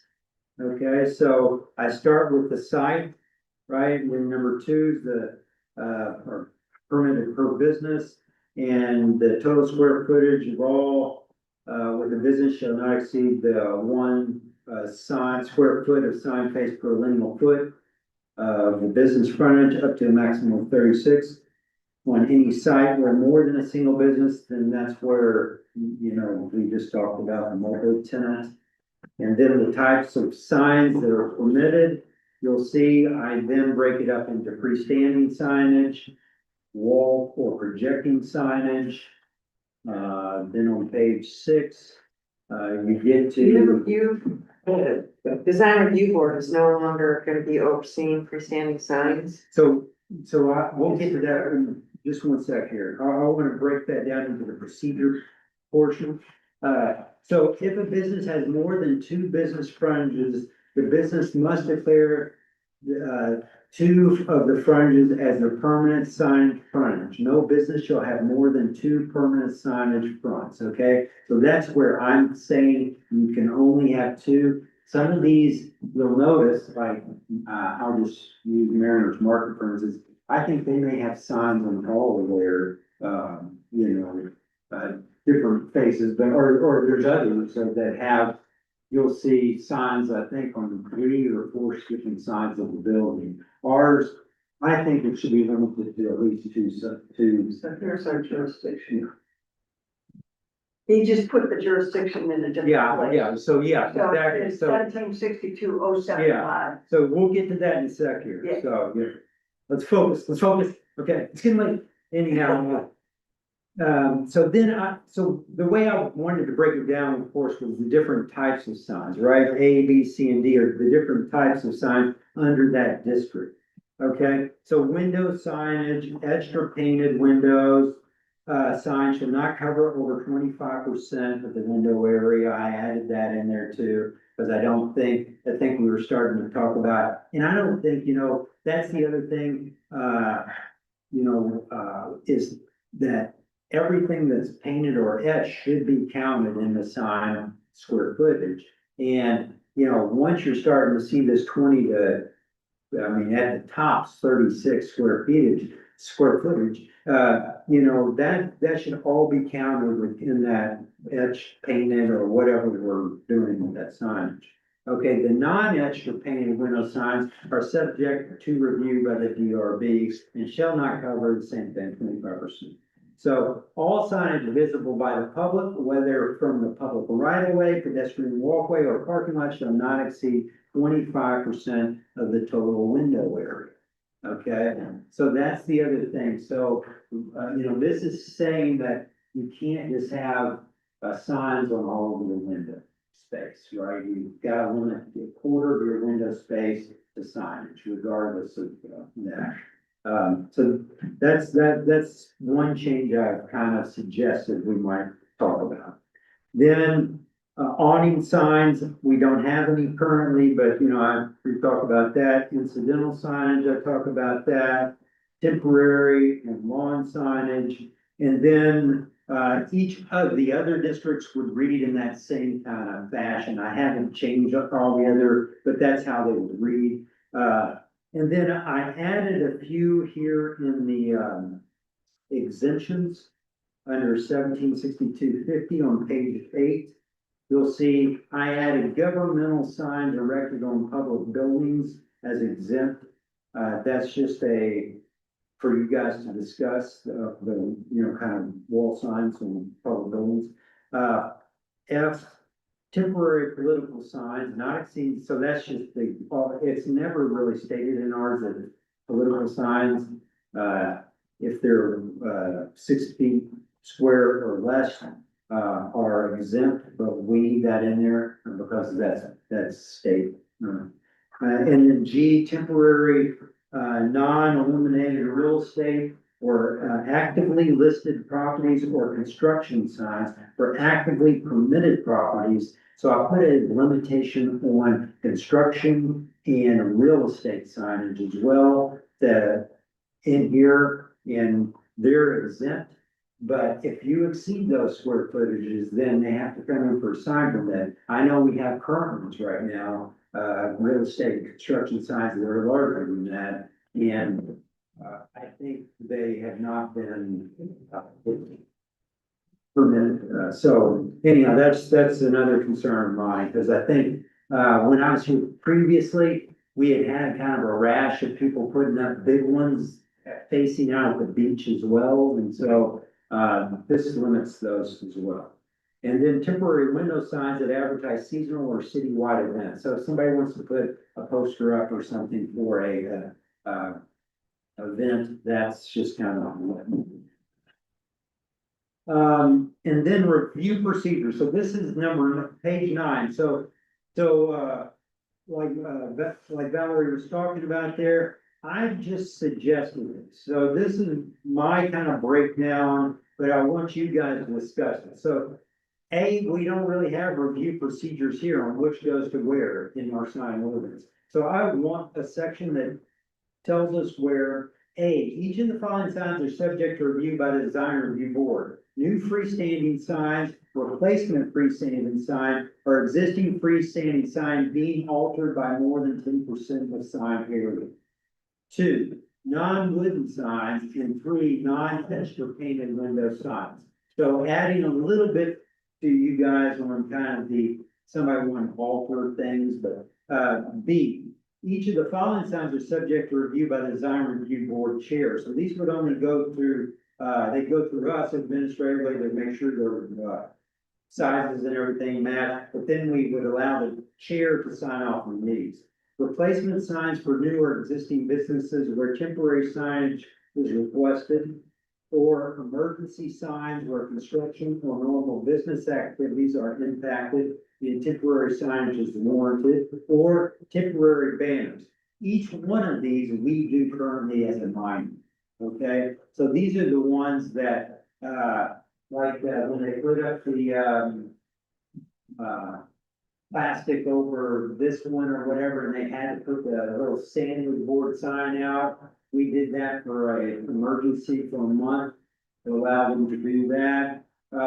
Often businesses like Dwayne Johnson just recently put up in their window a big sign that replaced their existing sign size. We allow them to do that while the businesses are moving to another location. If somebody has a new sign that they're getting and replacing an old, we'll often let them put a banner of the exact same size. That's another one of these minors. So these are just kind of minors, what we're considered now a minor, and we'll just put them actually in writing. We've been currently just doing them as minors, but the minor ordinances, if you guys have ever read our minor DRB, it's not really how we should be operating. Okay.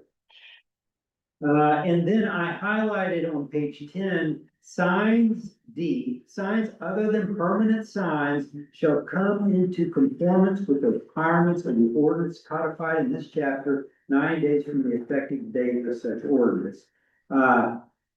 I don't think we really need that, but we probably need D, but we don't think we need the 90 days or whatever. Because they get a grace period with ordinances, and this was done what, back in 19. I don't even know when this was done, this ordinance, but, you know, that no longer exists, but we don't, we have not really done that. We have not gone out and forced people, let's just say that have a banner up, to say we can't do that. It's not a permitted sign, you can't take that. And I would say we keep that in there is what I'm saying, because I think that will be, when we pass this new one, we're gonna start enforcing these non-permanent signs that are up there. And then I've made everything I just said into a table format at the end, which is, just an easy reference for how to, look at it, which is page 11. Any questions on that, kind of the brief run through of how I wrote that up? Obviously, this is a draft proposal, so we can talk about the specifics. Yeah, and that's what I hope to have another kind of work session discussion at the next one. I did let's see, is it meeting materials?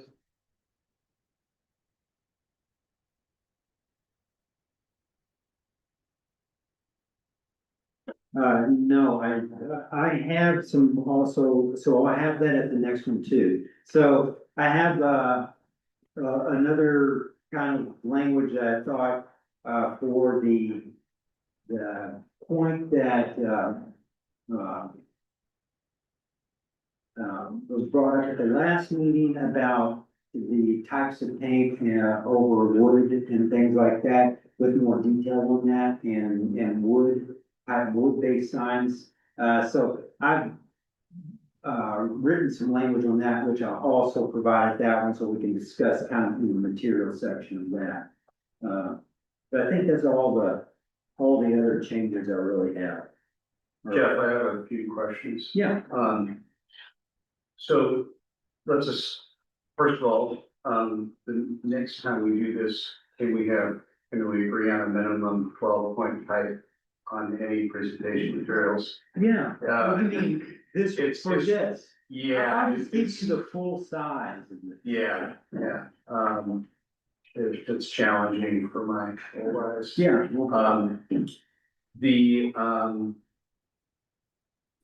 Just a point of order of how this would happen.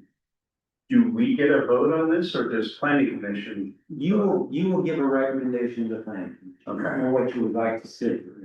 And this is regarding the new language that you're proposing, Yeah. so nothing until it goes to planning. Yeah, planning commission is where they'll actually then, recommend to the city council for change. So, So you're a recommending body.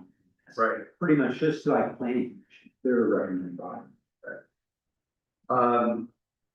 in October of 2023, I did a red line regarding duplexes, ADUs. And it was very simple to do, took me less than an hour to do, But what, for signage?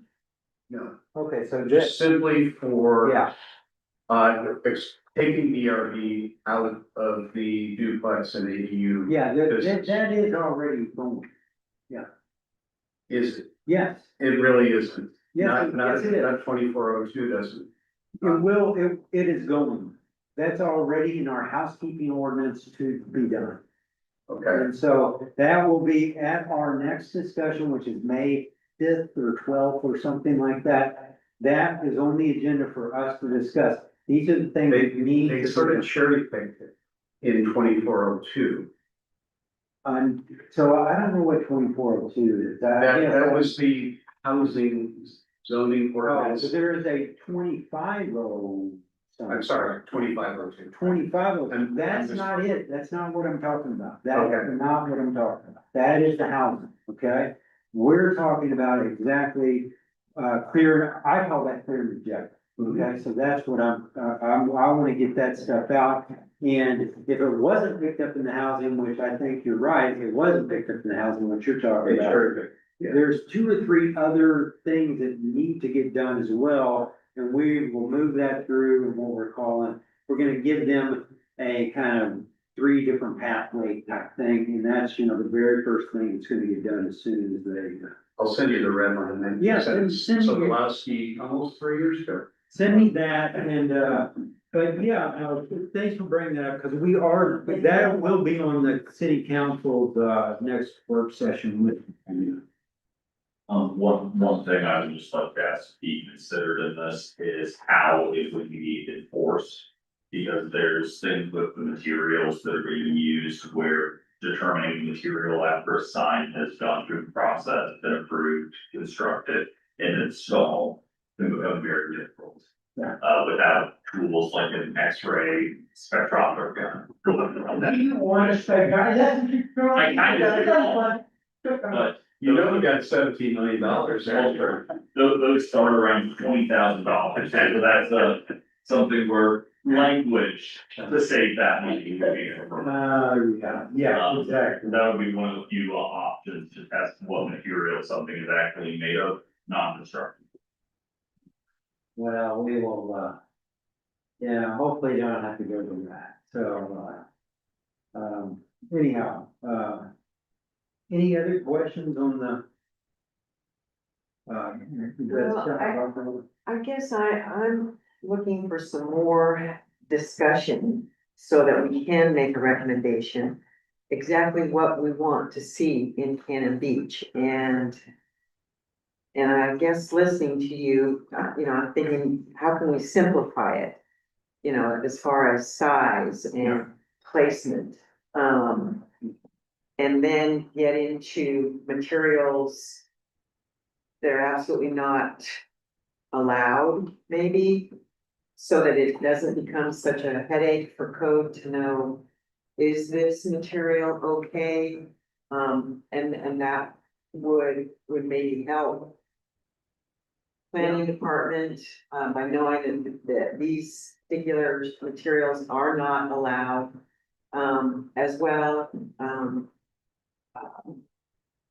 as the wood, Yeah. maybe we don't want the neon. There is no Definitely, neon. now I was looking in here and I kind of have, kites are a big thing here, but you can't have anything flapping around. And I get that, but, I think Well, the I- fact that we have wind here and I don't. But I think that's perfect to discuss at the next, you guys, that's what the next meeting should be, you guys discuss. Well, that's what I kept Because you- thinking we were gonna be able to do. You've got all of this now, right? So this should be talking, and then the only thing I'm gonna bring up at the next one is that new material plan that I. Okay, But great. that should be good for you guys to discuss, Okay. but currently, there is no neon in the city, there is no day glow, there is no luminous or Right, whatever. The sandwich boards, the reader boards, I mean, just Yeah. making sure that that is not, cause that was brought up at the last Yeah. meeting and. Yeah, whether you want that or not, and if you do, then, yeah, but you should discuss that stuff. And I will just say that I spoke with, a past planning professional that worked here and was maybe even more formative than, let's just say, the man that was here to begin with, in the look at this city. And I asked him, as we talked about different things, ask him, what about him? What would you call him? Oh, no, that's not good. That's not. That's his exact words to me. I said, yeah, that's the way I saw it. But that's what I'm saying. You guys wanna have a discussion about certain colors, then have the discussion about having certain colors. But that is, will never, from our perspective of a administrative review, be seen as luminescent or day glow or whatever, because it's not. And so, you will have to define that in your color selection. If you're going to go down a palette, because I have worked in jurisdictions that have palettes of colors. in historic districts and other things like that. So if you're wanting to go that route, that's how you do it. You don't, just say that, well, the last guy, the language says Dayglow, and that's Dayglow. Then no, that's not Dayglow, is what I said. And so, Yeah, I understand and I agree, I don't wanna get too, constrictive on what people's, that's their business, and it projects a part of what their business is by their sign. But also in keeping with, I think, size and material, I'm not so much worried about color so much. I'm more concerned about size and material. and one of the things I want you to think about is what I talked about when we were walking around town over the next month. Look at the businesses. And I talked about, 25% of window, limiting that. Okay, so look at some of these businesses and how they use their windows, okay? Because I can tell you, if we counted what I believe the way it was intended, what a sign really is and what's not a sign, is a graphic. If I use my entire doors, with images of Cannon Beach in the background and somebody with, my attire or with logos and stuff on, is that a sign? Is that a sign? What, how much of it? And so think about those things because you see different businesses using that. I mean, that would be your window display, if you wanna Right, take up your whole window space with your. but that's, Line. so how and how you want us to, see that as do we see that as a sign? Do we have to calculate that as a sign? Does that figure into the total signage? That kind of stuff, think about that over the next month as part of it, so we can discuss that.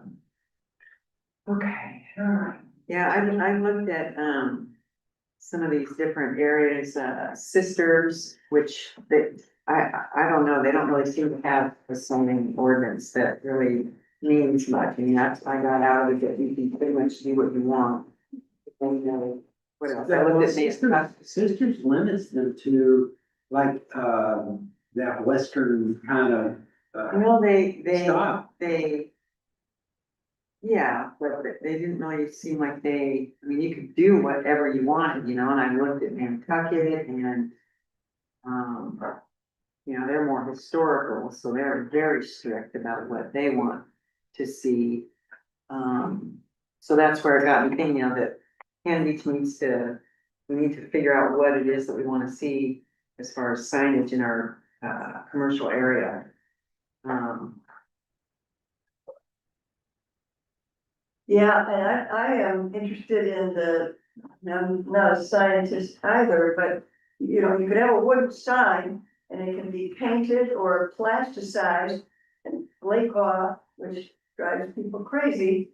And should we really be allowing plastic to cover a wooden sign? So what's the point of having a wooden sign? It's all plastic and that's all you see. So what is polymer and what does it have to be transparent, or we should discover what we want to put on these wood signs so that they do not deteriorate in our rain. We have some, and we don't want them moldy. But we're gonna have to figure out what will work so that it still looks like wood, but it still looks like Cannon Beach. Yeah. All right, we've got some homework to do. Thank you. I like the way you reorganized it. You put things where they were supposed to be. And I saw clearly that, finally, at about 4 o'clock this afternoon, I realized that, the whole site could be 36 square feet of signage, but a building could be only 24. I never did find language that said there was anything specific about a building. I assume that a building is a part of a business, or the bigger part of a business. It's the actual physical work. Yeah, the only thing that's really discussed as far as building frontage and using any It's not discussed as lineal feet really, it's just discussed at where you can put your signs. Okay, got it. Well, great, then, I think what we can do is ask if anyone has any items for the good of the order. And that was the right answer, so we are adjourned. Okay.